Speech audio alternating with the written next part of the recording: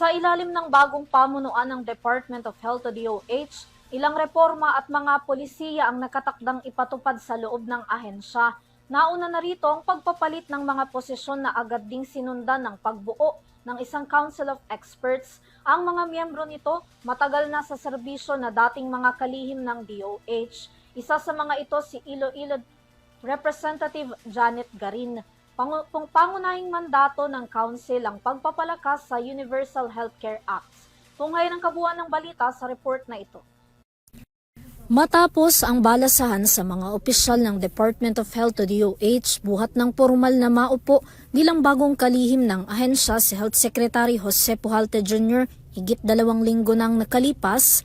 Inanunsyo naman ngayon ang pagbuo ng Council of Experts sa loob ng kagawaran na binubuo ng mga dating naging kalihim ng DOH, kung saan kabilang dito sina Dr. Esperanza Cabral, Dr. Manuel Dairit, Dr. Jaime Galvez Tan, Dr. Carmencita Chitreo Dica at Iloilo 1st District Representative Janet Garin.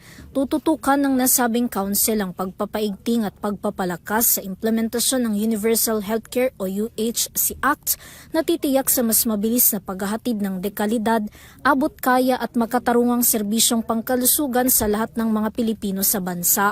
Ayon kay Secretary Pujalte, ang matagal ng karanasan sa institusyon ng mga dating kalihim na nakapag-ambag sa katatagan ng health system sa bansa ay malaki ang maitutulong sa kasalukuyang panahon.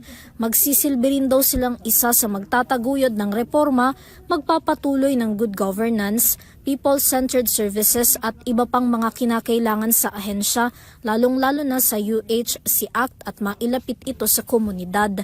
Hihingin din ng rekomendasyon ng mga ito sa mahalagang programa ng kagawaran, alinsunod na rin sa bilin ni Pangulong Ferdinand Marcos Jr. sa katatapos lang nitong ikalimang State of the Nation Address o SONA. Binigyan diin naman ni Health Secretary Pujalte na ang pagbuo ng Expert Council ay nananatiling pundasyon ng nagkakaisang hangarin para sa health sector. Samantala, hindi naman isinama sa council sina former DOH Secretary Francisco Duque III, Officer in Charge Maria Rosario Vergere at pinalitan ni Pujalte na si Dr. Ted Herbosa. Para sa EuroTV News, Vanessa Cleofas, 1 dekadang sumasaludo sa bawat Pilipino.